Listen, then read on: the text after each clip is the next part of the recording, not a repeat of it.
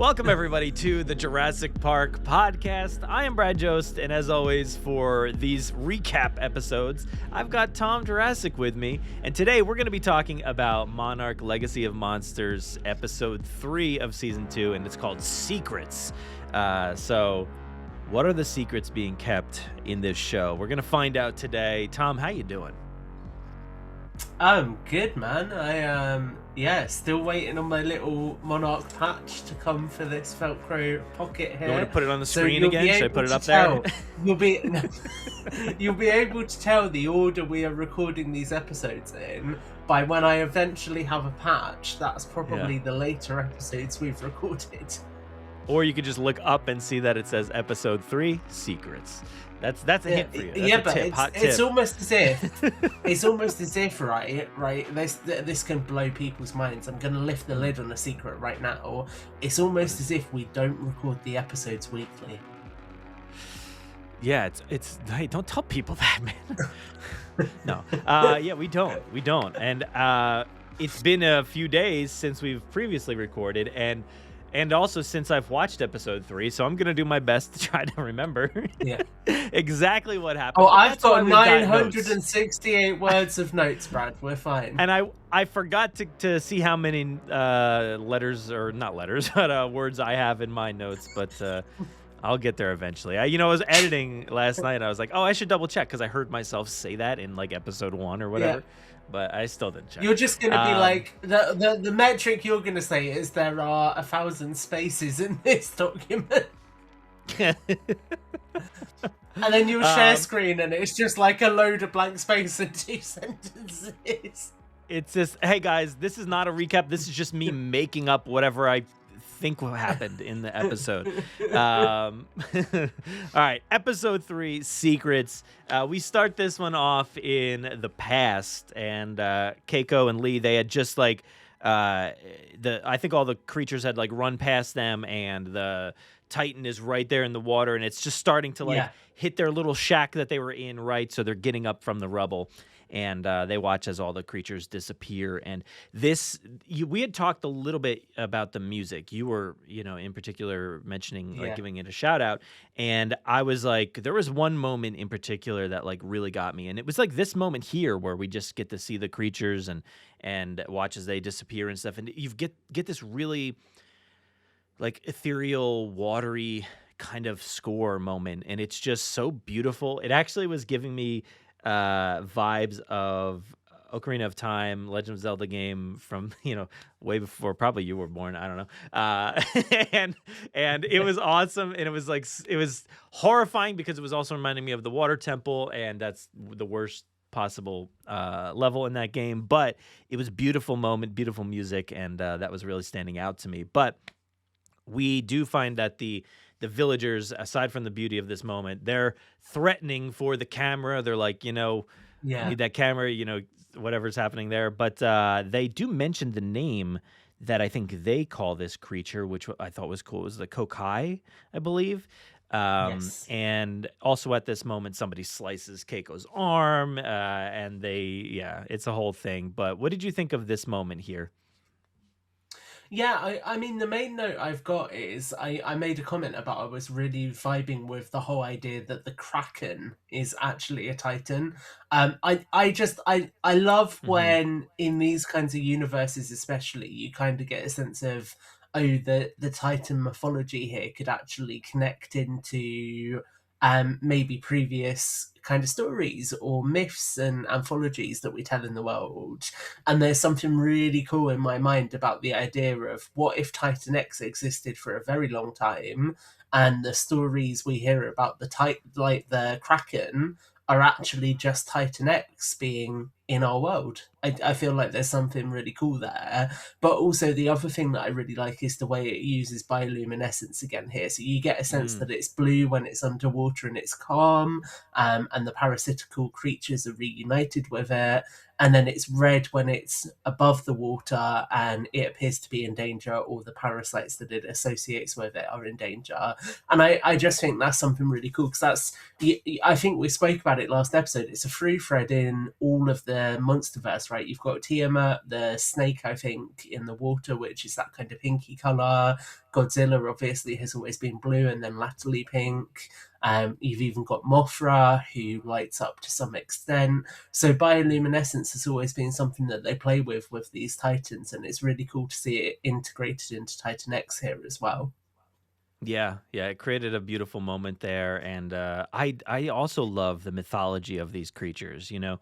I think you maybe mentioned it in an episode, I believe, but like the cave drawings and stuff like that, the cave drawings of Yes. Kong and stuff in credit sequences Yeah. and the movies. It's very cool that they're able to like mythologize these creatures and have this like, I don't know what we call it, but just the fact that like ancient civilizations like recognize these creatures, but never told anybody. We're not trying to get likes, on Instagram. They're not like, hey, I want everybody to come check this thing out, dude. I got the discovery of the century.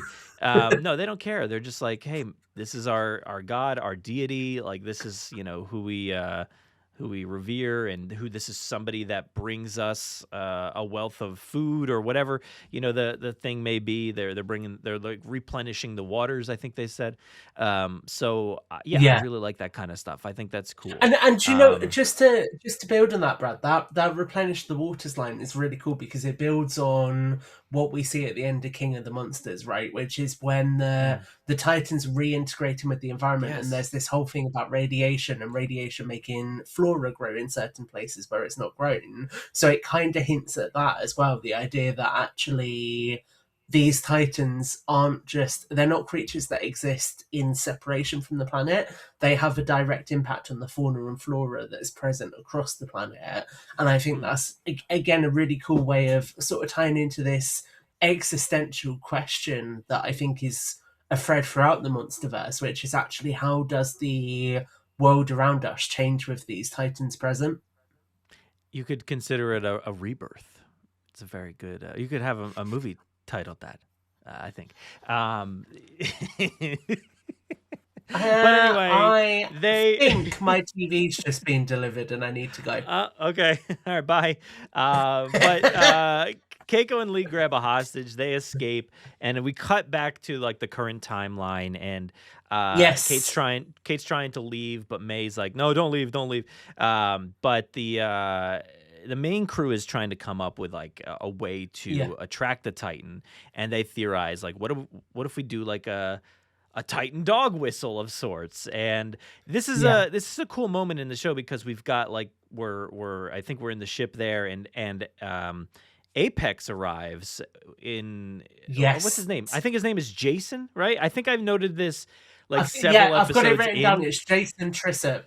He's the head of special projects at Apex Cybernetics. So this show does a great job of just presenting a character or a person, and you're like, whoa, like this, I didn't know Cliff Curtis was going to be a part of this show. Dude, I was sat there like, it's Travis. He didn't die when he fell out the helicopter. Very meta reference there for only a set based of our audience. Yeah. But like, I love that guy. Everything he shows up in, he's awesome, and I thought that was cool. Can we appreciate his accent? It's over like New Zealand or South African. And he's doing his real New Zealand. It's so different to anything else I've heard him with. Mm-hmm. Well, that's like his real accent, I believe. So I don't know exactly where he's from, but yeah, I think that's his real accent. But he arrives to upgrade like the sensors on the boat. He's like, we got some ultra long range sonar system that we could add in here. And what's this guy's name? Is this Barris? Yes, it's Director Barris. Director Barris, yeah. Like I've said in previous episodes, there's a lot of people that just show up, and like I'm like, also, who are these people and what are their names? I'm trying to remember. But Director Barris tells Tim, all right, you can't just hand over Lee. We got to hand over both Keiko and Lee. So we got to get this going. But what did you think of this sequence here? I've got so many notes for just this sequence. This, to me, the Titan dog whistle thing was the standout moment of this sequence, because I'm, again, as always, thinking King of the Monsters. That's right where my brain's going. So Oh, well, that's exactly it. So I think all of these notes are for this section. Is it during this section that they mention Dr. Suzuki as well? Or is that later? Because if that's I a don't know, little bit maybe. later, then I'll come on to I that. wish I had the entire Okay, so script. That would I'm make fairly this easier. sure it is. I'm fairly sure wait. it is this section. So I think it's like the next part they go to Tokyo and they do mention Dr. Suzuki. I do have that actually in my notes. So I'll flow us into that as well then. Okay.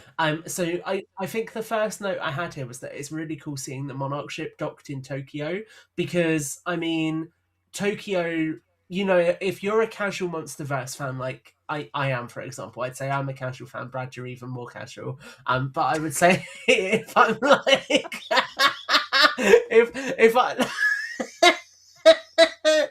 I if you're like a casual Monsterverse fan, you're gonna still know to some extent that Tokyo has significance in the Godzilla psyche. And I think if you're a fan of Toho, if you're a fan of original Godzilla, then finally seeing Tokyo in the story is really, really cool. So that was something that I made a note on first of all. I think it's really interesting that you get some trickles here of Barris saying that they want to hide the Titan to avoid mass hysteria. So again, this is still us after Godzilla, but pre-King of the Monsters, where actually the San Francisco incident, getting confused with the Lost World there. The San Francisco incident. Like that still there's shade around it, right? And it's being covered up to some extent, which I think is really cool. Because you still kind of get that sense of actually Monarch isn't this organization that's really fully out in the open. I like the fact that here we get quite clearly that Hiroshi has got another one of the machines he made. So that kind of gives you an indication of how intelligent he is as a character. And I then think it's really interesting seeing Apex coming in and taking control. So I wrote down the specific name, which is, or not the name, but the phrase that they use, which is Apex has come aboard and been granted operational control of Outpost 18. So I think it's really interesting seeing that when you have this juxtaposed with Director Barris, you still get that real sense for the kind of political jostle that's going on behind the scenes here to deal with the Titans. And that's the kind of stuff that I always find really interesting in franchises like this, is you've got this massive creature, okay, that's cool. What is actually the social and political pressure about dealing with that? Like what do those characters, what hoops do they have to jump through to be able to respond to that? And I think that's really interesting. I also think it's really interesting that Barris is so against Shaw and calls him a criminal based on what he's done in season 1. But also we know that there was tension around Shaw and his relationship with Monarch before that anyway. So I find that all really interesting. And I find it interesting that Tim makes the decision to not do what he's meant to do here, right? Like that puts him in a very interesting position going forwards, to kind of give him some character development. I think it's interesting that you get confirmation that Apex fully funded the recovery operation on Skull Island, because that kind of gives you this sense of Monarch not being at the scale it needs to be to deal with the Titan still. And that's something that I think you see in Godzilla, especially 2014, is yes, they've got the Janjira complex, where they're containing the Muto, but it really does feel like the scale of Monarch response is quite heavily dependent on the military. Serizawa in that is very much just with the military. It's not as if it's all Monarch forces. So I think you get a sense from that here as well. And I think to then kind of feed into then when they're in Shibuya, Tokyo, probably butchered that pronunciation, but we move, where you then get Dr. Suzuki factoring in.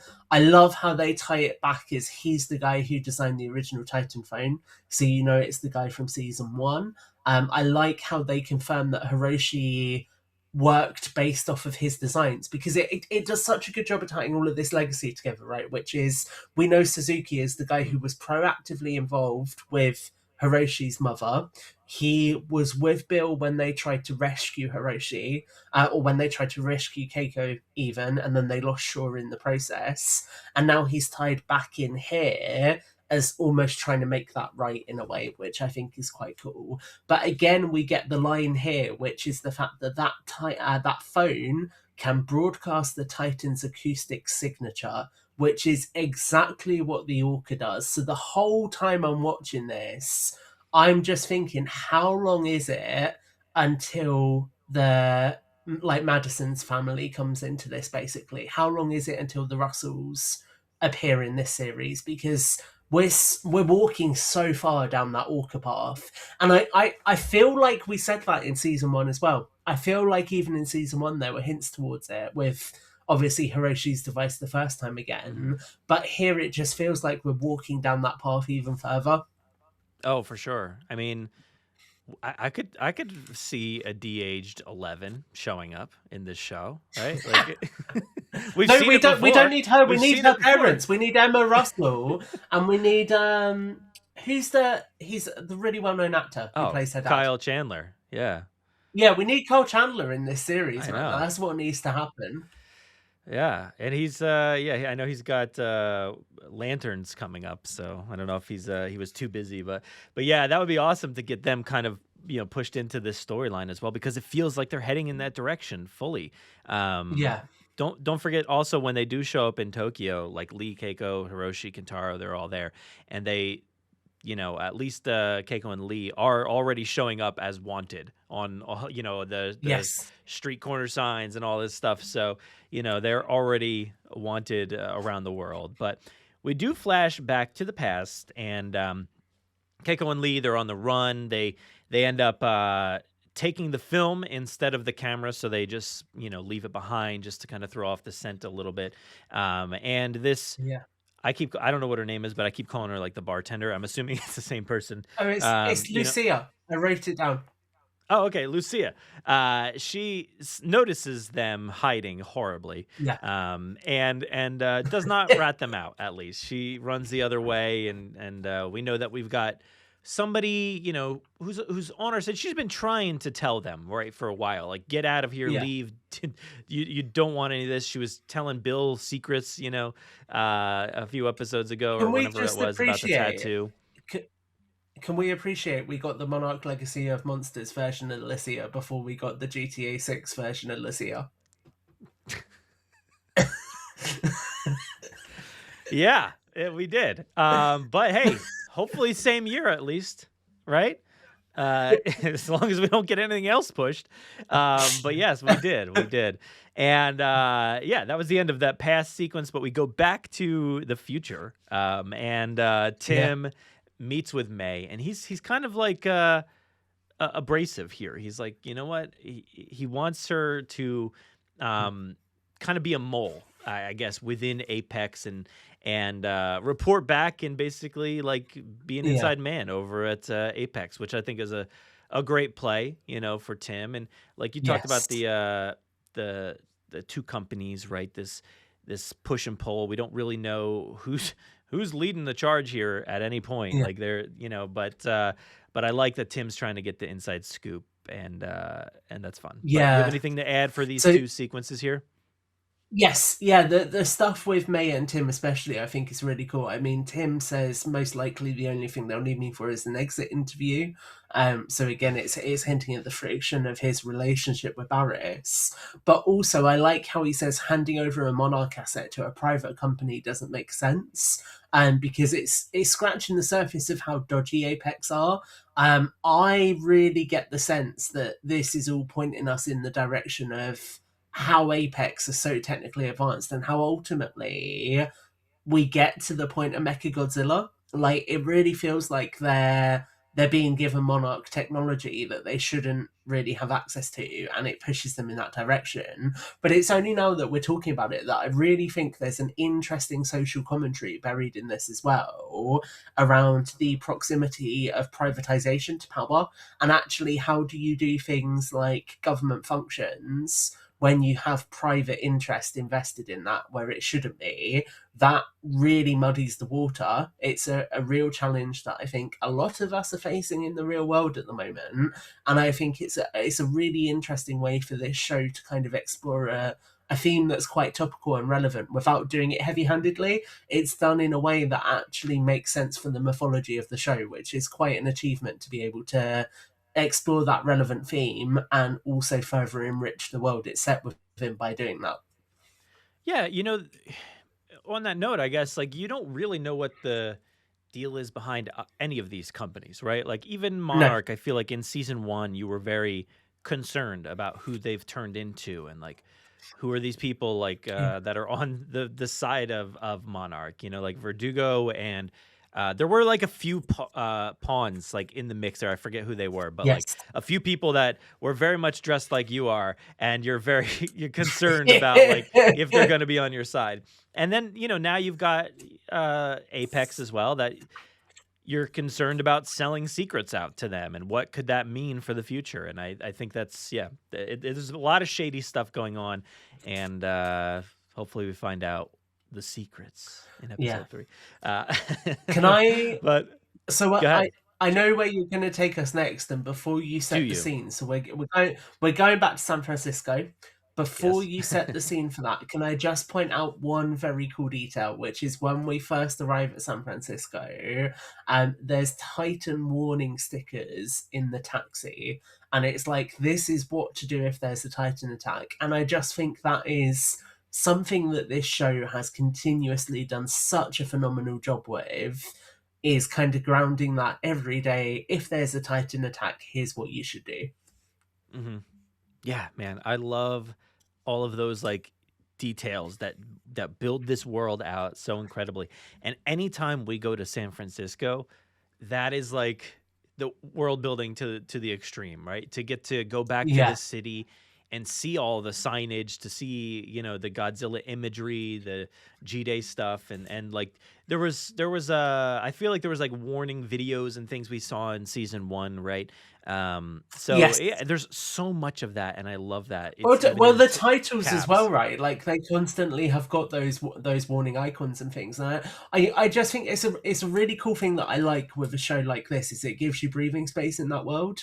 And I think that's the thing with these films, is they're such epic scale that a lot of the time you don't get to see the fallout and the consequences of the actions that unfold on screen. But the advantage of having the breathing time with this show is it really does show you that aftermath, and it really makes you think about kind of what the real world ramifications and consequences are. Like I think there's a moment that we'll talk about in our next episode breakdown that does something very similar as well, which is quite cool. Yeah, and it gives further context. So I feel like even the stuff that we saw in the first Godzilla movie, when Bryan Cranston's getting arrested constantly by trespassing into the restricted zones and stuff like that. We get that. We got a little bit of that in season 1 as well, and now we're arriving back in San Francisco, and I just love that context of like, ooh, there's this part of the city off in the distance that we just don't go to. It's overgrown. It looks like you're part of The Last of Us. Like we can't go in there. You don't know what's going to happen. So they create this fear of like a zone like that. And I think that's pretty cool. They do a good job, and it looks beautiful, man. It looks so good. Well, and I find it really interesting as well, because it sort of juxtaposes interestingly the fact that earlier on we were talking about how a big part of this show is the fact that Monarch isn't still visible. They're kind of trying to cover up the Titans to some extent, right? So almost in this world, Godzilla is the Titan, in the sense that all of the warnings, etc., they all have Godzilla on them. When you look at like even the graphic in the taxi, it's an image of Godzilla, because nobody knows that there's more creatures out there apart from this organization. And I think that paints a really interesting picture. Is you get a sense that Monarch is so reluctant to let people anywhere close to where these things have been, because then they might uncover that there was something else as well.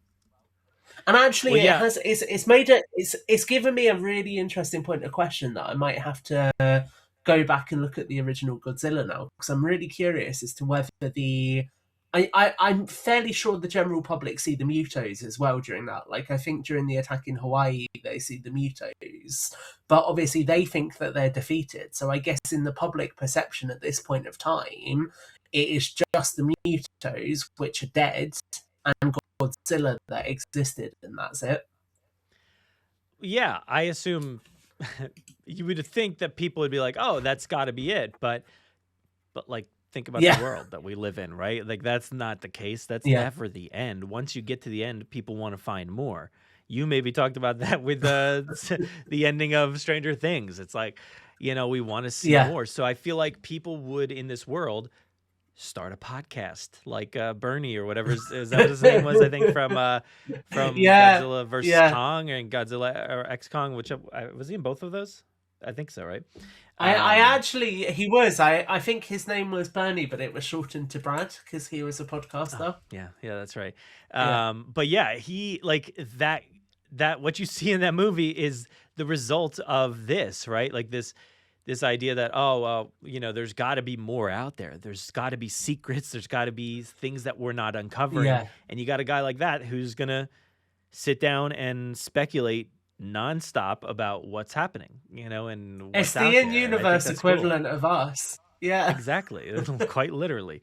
So I love that the fact that like this world building, makes sense, and even to the point of having a yeah. podcast in universe that's trying to uncover things like Apex and other stuff. So yeah, I imagine that person would be like, well, I wonder what other kind of creatures there are, and then think about, well, there's all kinds of. Yeah. There's got to be an ice creature. There's got to be water creatures. There's got to be, like you think about that stuff. There's Yeah. a fire monster somewhere, There's probably a living in a creature with wind volcano. because it's eaten too many Brussels sprouts. Like there's one for each of the elements.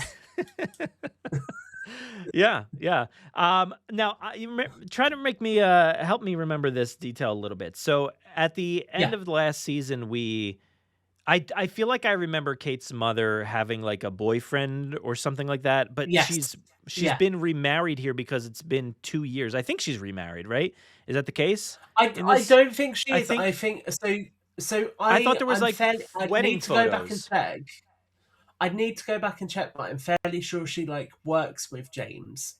So I think the wedding photos weren't not Hiroshi. Yeah, no, Hiroshi. I'm fairly sure Yeah. the wedding Are you? photos were Hiroshi, and Okay. then James is her like work partner, basically a work friend who is more than a friend, and that is kind of the Okay. situationship we're returning to here. Okay, well, I was getting the idea that since it's been 2 years since we last saw them, that she probably married this guy. That's what the vibe I was getting from it. We'll have to double It's check. So, possible they might have married, yeah. yeah. But she wants Kate to, to move at her own pace upon her return. She's Yeah. like just kind of telling her to chill a little bit. But all the way back in Tokyo, Lee and Keiko are looking for diagrams in Hiroshi's office, I guess, to help with the Titan phone. Wait. Hold up. There's What? really cool use of visual cinema in the Okay. sequence with Kate and James, which is obviously her mother and James is a return to normality, but during the whole sequence where Kate's discussing things with them, she's wearing a sweatshirt that has Tokyo on it. So it's immediately giving you the visual distinction of this normality isn't where she should be. She needs to be in Tokyo where everything's happening. I like it. Yeah. Her story gets kind of crazy here, so I'm interested to kind of like dive into it more. But yeah, I didn't notice that at all. But like I said, back in Tokyo, she this is kind of where things start to get like interesting and heartbreaking as well. Bro, yeah. Keiko notices while she's in Hiroshi's office, she notices the different mothers of Kentaro and Kate, and she wonders like, because this is all moving so fast. And I actually was watching an interview. I sent you a part of it just before, but I was watching an interview with a bunch of the cast, and like she mentioned that like this all takes place over like 10 days or something like that. So it's a very short amount of time for her, like in this story. And but we have to remember that like it's been a lot of 50 years or whatever since she disappeared. So her son is grown up and she has no idea who any of these people really are, what this time period is, what's possible.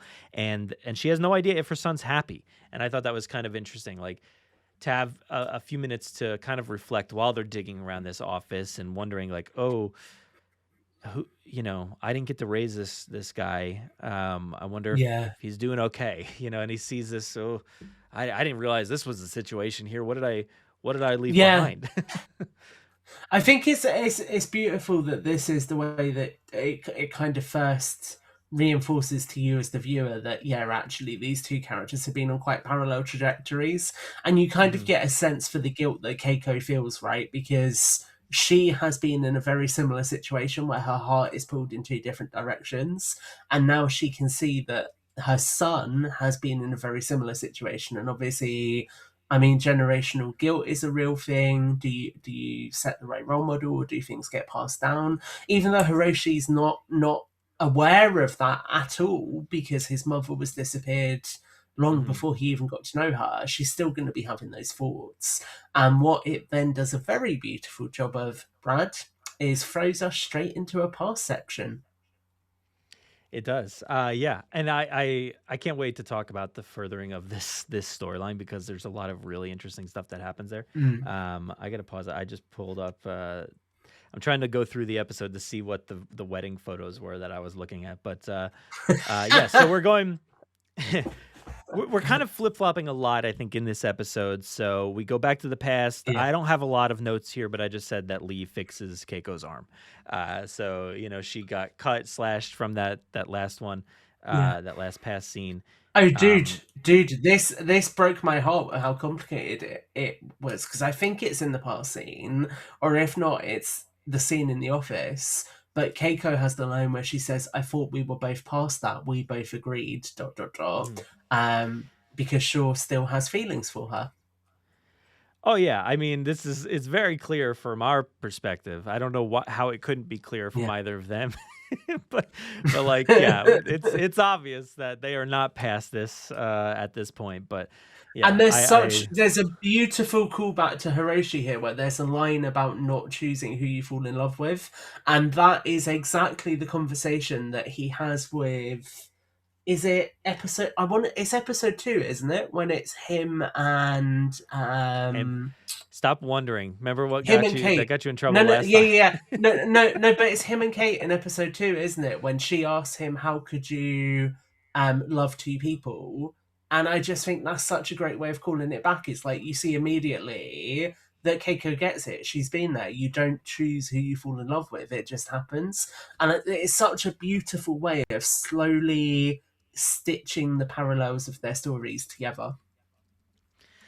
So, and you were just like, great, I've got to go and check that this is in fact in episode 2 now. Thanks so much. Have to. I'm making notes as we speak. You can hear me typing. Yes, I don't know, because there was a lot of moments in the previous episodes where you're like, I wonder if, and then you're like, no, we got to cut that completely. I don't know what you're talking about, Brad. These are unedited. But we're going back to the future. We're in the current timeline again. May is meeting with Apex. I didn't really write a lot of notes there. What do you got? Go.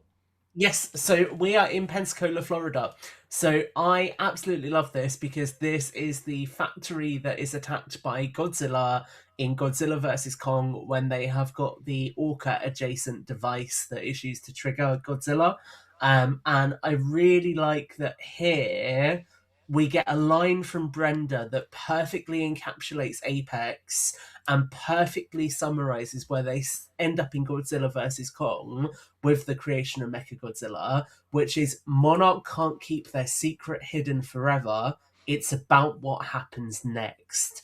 And I think that line in a nutshell explains why there is such a deep divide between Monarch and Apex in these films, because Monarch is stuck in the present in trying to contain this crisis and stuck in bureaucratic red tape, whereas Apex is surging into the future with technology, and it just sets them leagues apart from Monarch.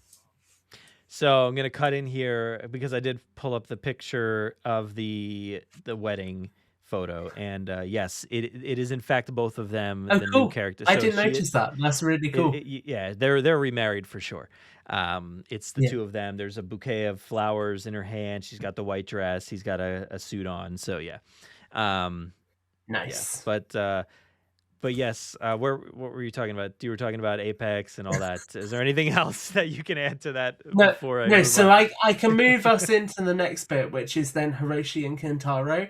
And I like that Hiroshi and Kentaro are talking in their native language. I think that's a really nice touch.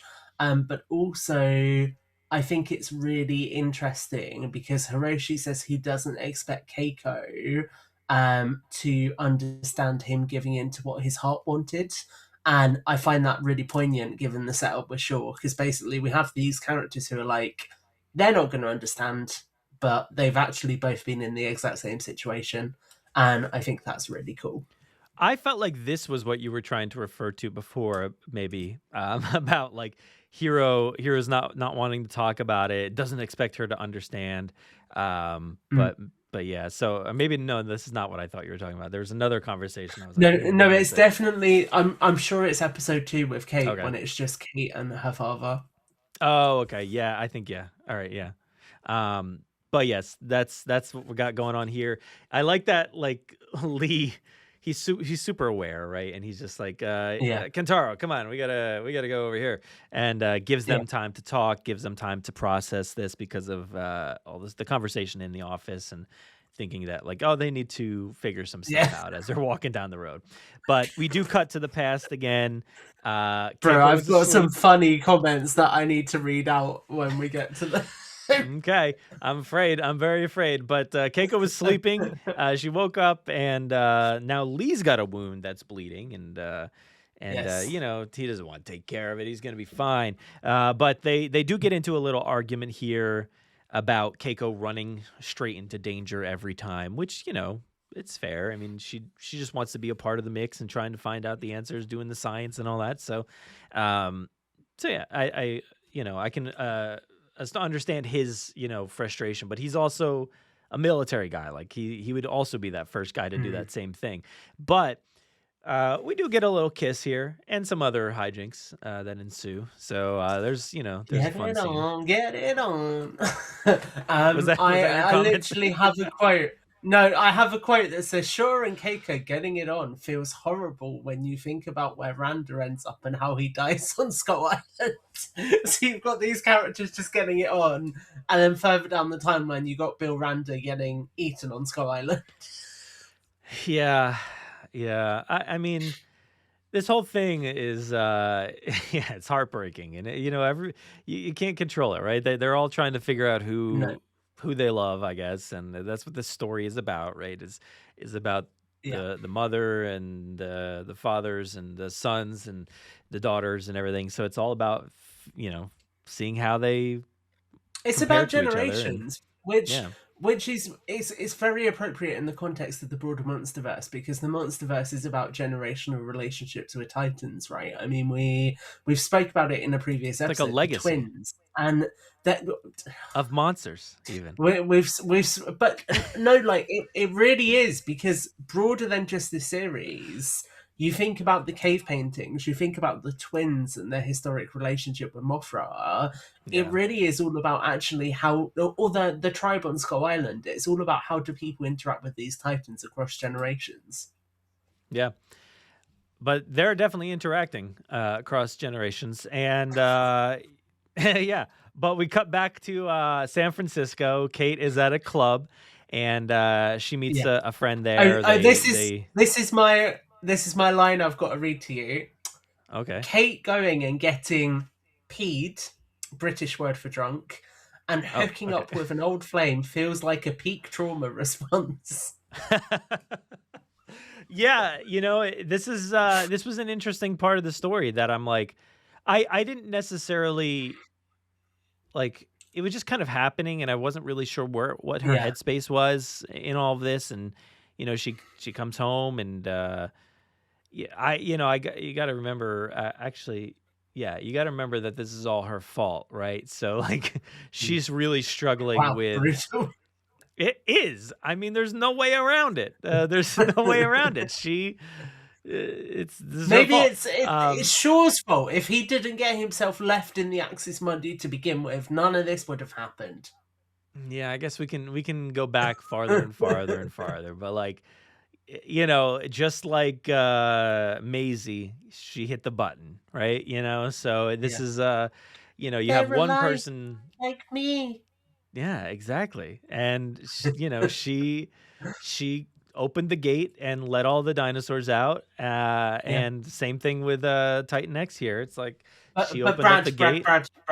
Brad, I've got to shut you down because actually Kurt Russell says this isn't Jurassic Park. There's no dinosaurs, so you need to move on. It's true. He did say that. Yeah, I'll have to add that into the episode.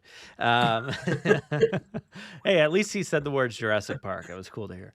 But but her, like you said, her trauma response is just to go out and get drunk Get and sloshed. you know, Yeah. and drink and dance and kiss and I feel like there's a comment like that in Hercules that I'm missing, but is it that movie? But anyway, interesting scenes. Brad. Enough of the club. We've got to move on to possibly the yes. most significant scene in this entire episode, okay? So Yes, we sir. have got May, who is in Apex. She's going into their files, and we get some major name drops, and I've got them all written down. So we get Same. reference to Castle Bravo, Bikini Atoll, 1954. We get Skull Island, South Pacific, 7th of the 4th, 73. We get James Conrad, London, 11th of the 8th, 79. So immediate question there. What happened with Conrad that there's another listing for him 6 years after the Skull Island incident? So who knows? Let me ask you this real quick. Which way are you interpreting these dates? Because you do things a little bit differently out there. I mean, it's literally laid out in the way that makes sense to. Oh, that's a Both really of good us. question, actually. Hold up. Because the way I'm reading it is month first. Yeah, so it's going to be 4th of July, 73 is Skull Island. Then the 8th of November, 79 Dude, it's like messing with your brain to try to figure this out now. yeah. Then okay, so that's fine. Okay, so there's still a 6-year gap. It doesn't change that, right? Because believe it or not, the end number is the same, no matter if you change the date or month. Yes. What that means is there is that 6-year gap with Conrad, and that's quite interesting. Like, did something happen with his character in that gap? You'll have to let us know if you're a Monsterverse fan. Is there a comic or something that fills that in and explains it, or is that just an unexplained plot thread? I'd love to know if there is something that fills that time. Equally, we have reference to Red Monarch, USSR, 10th of November 1984. Ding, ding, ding. I think that is our Lee Shaw spin-off. I feel like that has to be such a nod to the fact that we know we're getting that Cold War story. Possibly the most interesting thing of all, 16th of April 2001, we have Mothra in New York City. No idea what's happened there. No idea where that factors into the story. Yeah. Presumably, given the fact that... So I was actually talking to Dangerville about this the other day, who, if you don't know, is a big Godzilla YouTube channel. And I was saying, we were talking about the fact that when you meet Mothra in King of the Monsters, she's in her cocoon. So whatever happened in 2001, did it end up with Mothra being killed? Big question mark there. And then you've got A. Brooks, Skull Island, on the 9th of July 2012. That's not as big of a question mark. We know that Brooks went back to Skull Island after the events we see in the Skull Island film. That's been part of the lore for some time. I think you even see the older Brooks on Skull Island in one of the comics or the graphic novels. So that's quite well documented at this point.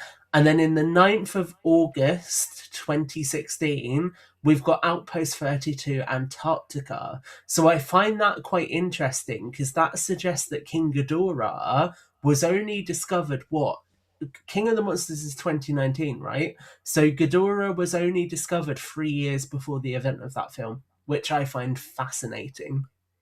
Yeah, I I saw all these. I had to pause it and just kind of go through and see all those Yeah, dates and locations and everything. I thought that was really cool. This is the exact kind of stuff that like always piques our yeah. interest to get some further context and to see like, oh, potentially where could we go? Will we get to see any of these moments? The Russia Red Monarch one is it feels like we're gonna get It's something got to there. be the Shaw spin-off. It has to.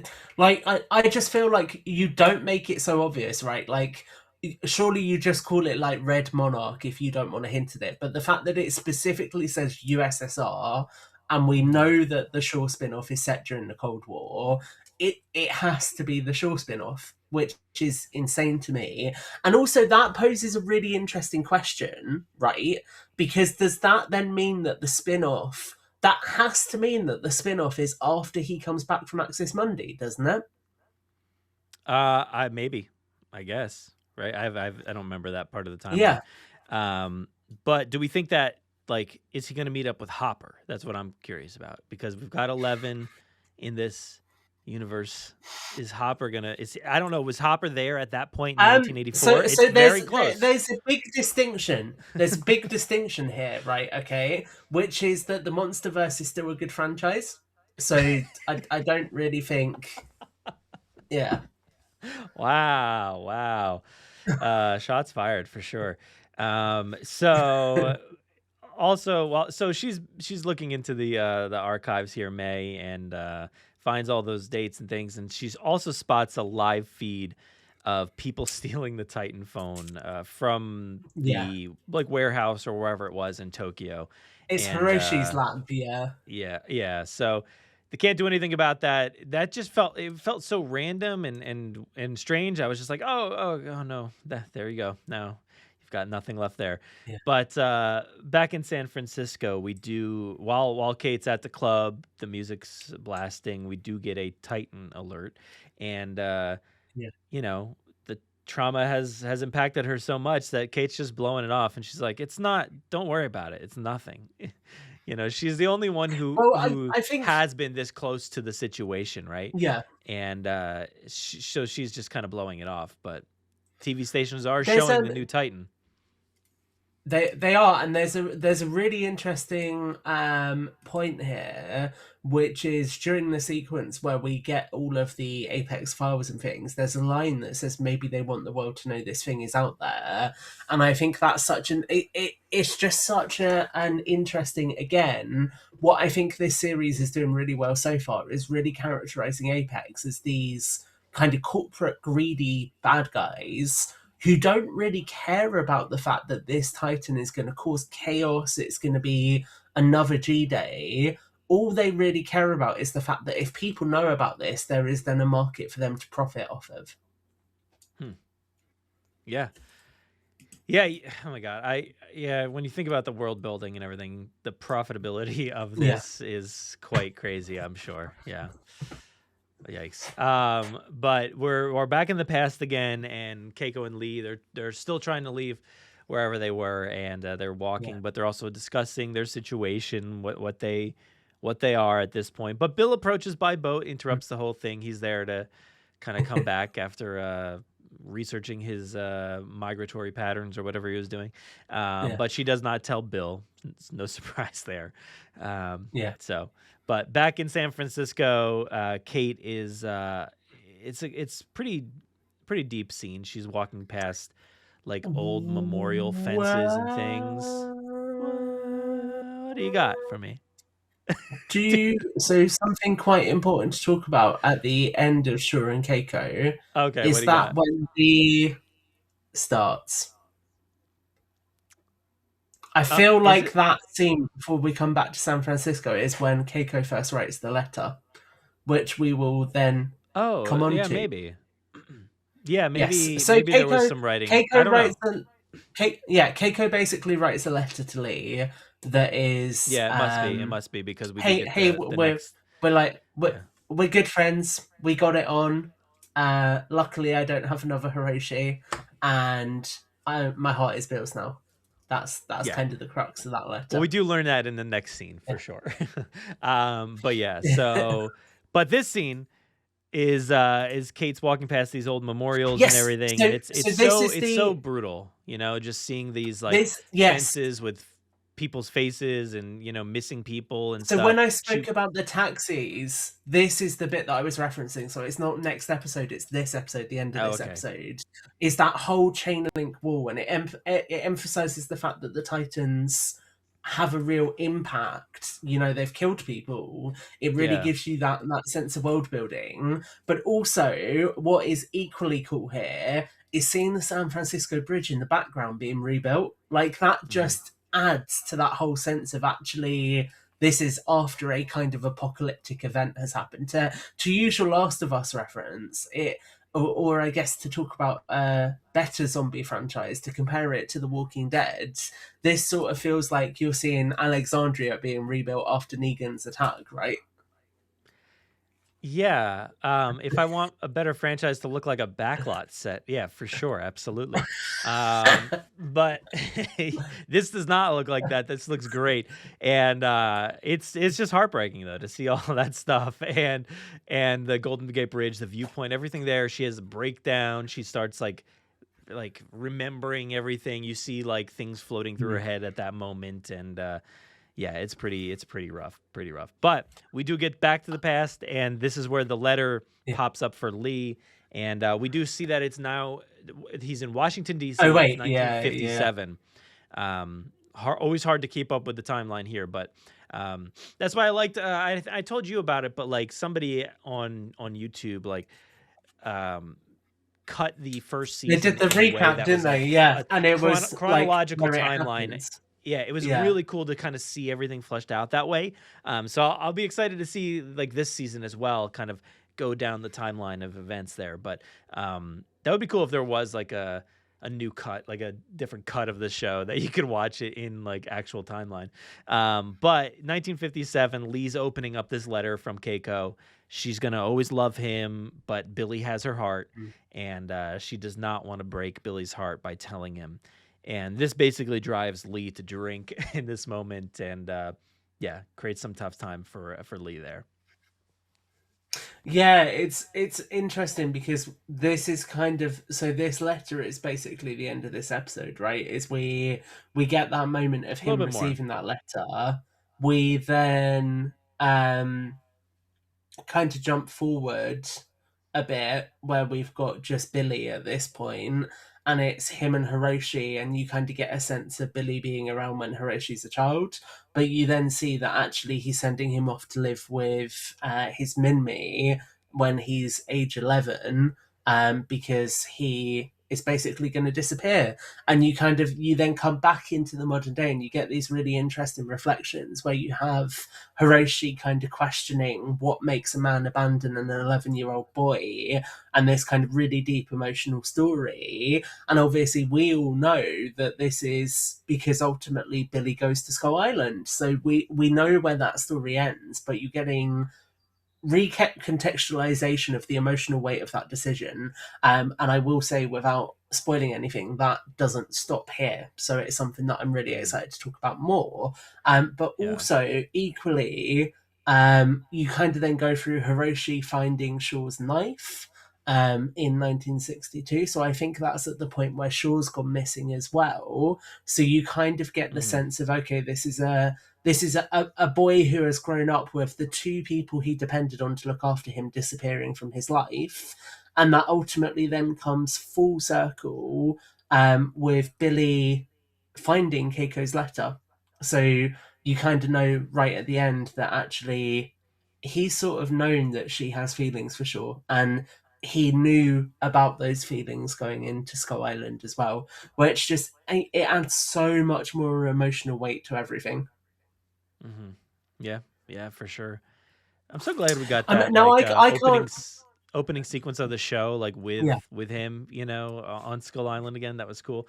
But yeah, dude. Yeah, it's a brutal sequence because we do get to see like 11-year-old hero and everything, and yeah, but we see that's why the show is so great, and that's why I kind of referred to this as like the This Is Us of the Godzilla universe. It's like we get to see older hero talking about how he was how he was left at 11 Yeah. at 11 years old, and he's still hurt by it. Like he doesn't know Yeah. why. He has no idea. Like he's just so Which hurt. And then again, we to get to tie see into what that you were saying about context. legacy, Hmm. it is that generational trauma, isn't it? And it's how Yeah. actually it's not just the Titans that cause that damage here. Like the Titans are one part of the puzzle, but equally elements of abandonment, element of people not having the relationships they should with their sort of parent figures that they look up to, all factors into this as well. It's like multifaceted in terms of what it's communicating. I really So struggled to in get that word out there. communicate. So are the monsters in this show the humans? Mm. I don't know. Oh, 100%. No. In The some the ways, yes, monsters are a absolutely. 4-letter word that starts with A and ends with Pex. Oh, I was like, where? Wait, what? What's the word? Oh, okay. It's all right, Brad. It's Friday. It's Friday. It's okay. Yeah. It's We the know end of a you're. week, but this is also the end of the episode, and yeah, that was great. I Yeah. do want to take a second here because you had mentioned some comic books and stuff. Since we're at the end of the episode, we'll have a Yes. little recap moment here because over on YouTube we got a nice long lengthy comment Yes. on our basically just our preview episode. A And I wanted fantastic to comment. Yeah, this was it's really very cool. long. So bear with me. I'm gonna read through it here and give a shout out to Nexus _ 2002 over on YouTube. And I'm gonna assume Nexus knows everything here, and this is all accurate. But it says, super excited for Monarch Season 2. Everything I've heard and seen looks like a massive step up from Season 1. I did want to chime in on the whole canon/continuity aspect of the Monsterverse. As someone who considers themselves more of a Godzilla fan than a Jurassic fan, and has been following all Monsterverse material since the beginning, I have to disagree that the Monsterverse's canon is much better than Jurassic's. Starting all the way back in 2014, the first ever comic tie-in, Godzilla Awakening, is laughably inconsistent with the films it's meant to tie into. It became pretty clear that the Awakening couldn't be canon, and Monarch Season 1 confirmed this by completely changing how the formation of Monarch came about. The inconsistencies with the comics don't stop there, however. Monarch Season 1 also puts into doubt whether Godzilla Aftershock can be seen as canon, as there is no mention of Muto Prime. You'd think Godzilla battling a third Muto across the Pacific a few months post G-Day would be at least passively brought up. It is an important story that clarifies the Muto life cycle and shows why Godzilla's design changes post 2014. As recently as 2024, Godzilla x Kong: The Hunter, prequel comic to the New Empire, depicts Kong battling a new anti-Titan mech in Hollow Earth. At the same time, Godzilla is battling Scylla in Rome. This, however, can't be the case because the New Empire presents Kong hunting wart dogs at the time Godzilla was in Rome. All in all, the comics are dubious at best, and it's better to consider them, this is me speaking, a term I hate personally, soft canon than hard canon. But there's still issues related to the live action products. The last two Monsterverse films, Godzilla vs. Kong and The New Empire, are filled to the brim with illogical in-universe developments and plot holes that tear the film's stories apart. I won't go over everything, but here's a few that stand out. Skull Island being consumed by the storm off-screen, also inconsistent with what's depicted in the comics. Why do they have to get a sample of Godzilla's energy from Hollow Earth?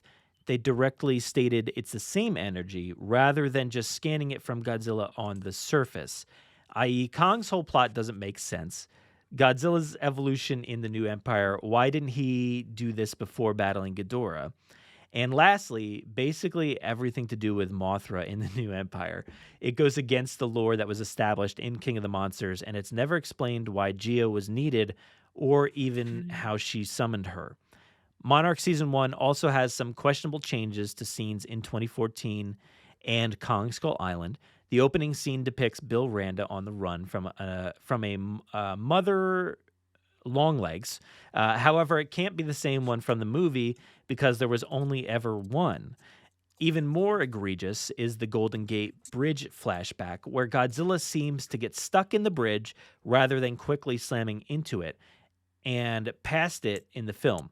The 1954 Castle Bravo scene is the worst of the bunch, though, as it's completely differently presented than what was shown in the 2014 credit sequence. All of this is to say the MonsterVerse canon is a mess. It's filled with lots of mistakes and missed potential. It's clear that the MonsterVerse filmmakers don't prioritize staying true to canon or read the comics. I used to hold the MonsterVerse lore quite close back in the King of the Monster days, but with the newer movies prioritizing spectacle over coherency, it's hard to be invested in the larger lore. This has been a major issue in the fandom over the last few years. I hope the future shows the movies can improve, and I look forward to seeing how Monarch handles its connections in season 2. I'll just end it there. There's some more comments, but yeah. So what is your take on all of that? Because for me, comics, they're probably the lowest tier of canonical, materials. I agree. But like I've read some of the comics. So I've read I think it was Aftermath, and I've got there's one that's basically a new Monarch pilot on Kong Skull Island. I can't remember if that comes after it, if it's before GVK, but I've read those. But I always kind of thought they're never going to be referenced in the MonsterVerse films or the TV shows. So kind of if they are decanonized, it's not the end of the world. It's the same as like our favorite motion comics, right? If they were never referenced in the don't mention the motion Jurassic comics when I take a sip of coffee. That is absolutely fine. But like, there's some interesting points here. I think I would push back on some of these in terms of Skull Island being consumed by the storm off screen. I don't think that's a huge issue. Like, you don't need to. There is no way to see that between films. And actually, if anything, the series is now kind of hinting towards that a little bit. The Godzilla energy sample, absolutely fair point on that. I think the evolution in New Empire, why didn't he do this before battling Ghidorah? The fact is him going into the temple and then absorbing the nuclear energy from Serizawa's bomb is what prompts the evolution in King of the Monsters. So maybe Godzilla couldn't evolve before that point. Maybe that unlocked something. We don't know.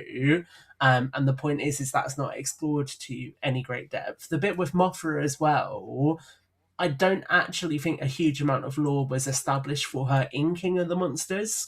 So then her return with Gia doesn't really feel like it is contradicted to any point, in my opinion. The Mother Longlegs, it's just a different Mother Longlegs. We know for a fact that all of the fauna on Kong Skull Island, or on Skull Island even, doesn't follow the Titan rule. Like, the Mother Longlegs isn't a Titan, it's just an animal that lives on the island. There is more than one of them. The Golden Gate Bridge flashback, yeah, that's absolutely fair. I think they definitely take they take creative liberty sometimes in moments like that where they need them to play out longer, but it is inconsistent. Castle Bravo, though, I kind of feel like, again, the end credits, I don't necessarily consider, like, especially if we're talking about B-roll footage that is over the credits, right? Which I think a lot of this is. Like, it's different if it's your Kong Skull Island after credit scene of the photographer and Conrad being interviewed. That's an actual scene, but the footage that you see at the end is a lot of the time B-roll stuff anyway, so I don't necessarily think that's canon. Like, it is just a presentation of what may have happened, whereas in this we're seeing what actually happened with that. So I don't, and I guess what I'm getting at is I don't think they're necessarily the big issues that they're being made out to be here, but I understand why when you're invested in something it becomes frustrating if things feel inconsistent, because to your point, that's exactly the reason why Brad and I get so frustrated with Jurassic sometimes, is because it feels like there's a lot of those little inconsistencies. So I definitely relate to it. I don't necessarily think it's a deal breaker, though. Yeah, and I think there's like less seriousness with this franchise, right? Like, this show is the most serious, Rightly or that wrongly, it right? is. Yeah. exactly. Like I know the commenter there talked about that progression of becoming, this kind of spectacle, and that's kind of where I'm like, it's it's crazy, it's wild, and I'm okay with some of these like, adjustments. I think, but I feel like these are warranted, like you said, because we would certainly get annoyed at like the tiniest little detail Yeah. that maybe Rebirth got wrong. But I feel like Rebirth, I don't know, like I guess there's probably some inconsistencies in design and things like that. But when Yeah. Rebirth's like in a way telling me that this is the mosasaur from Jurassic World, but then the creators are saying that, well, we don't Yeah. even know what mosasaur we thought we were creating the world one, but it doesn't look anything like it. So So I that's the think frustration the for me. differentiation, the differentiation in my mind is it's small, specific details that are changing for the overarching canon, right? In terms of, well, this event didn't quite happen like this. Whereas I think the difference with Rebirth in context is Rebirth basically goes, oh, well, all of these things happened that you never saw, which is very different to the situation here, where it's kind of quite small inconsistencies. I think that Yeah, would be my sense of that, and that's why Rebirth bothers me so much more.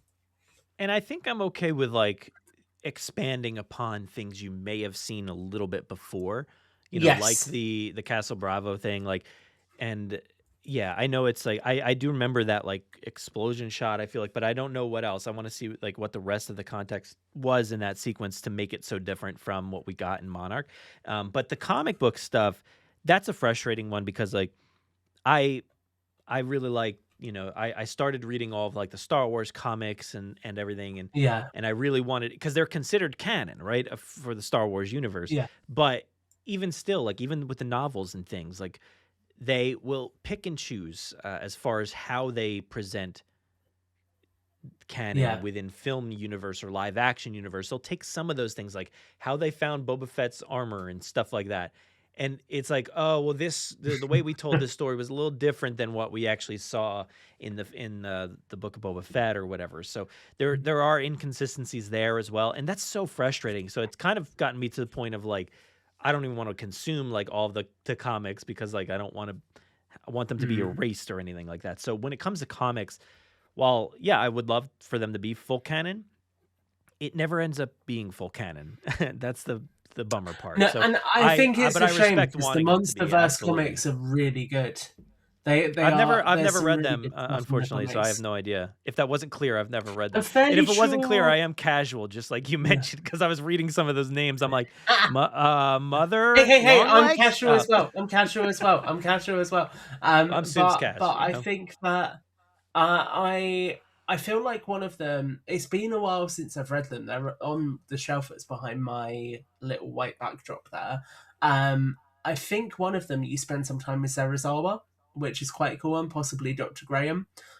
So it ties in a little bit, but yeah, I think it's just to your point, dear commenter, about your sanity with their franchise as well.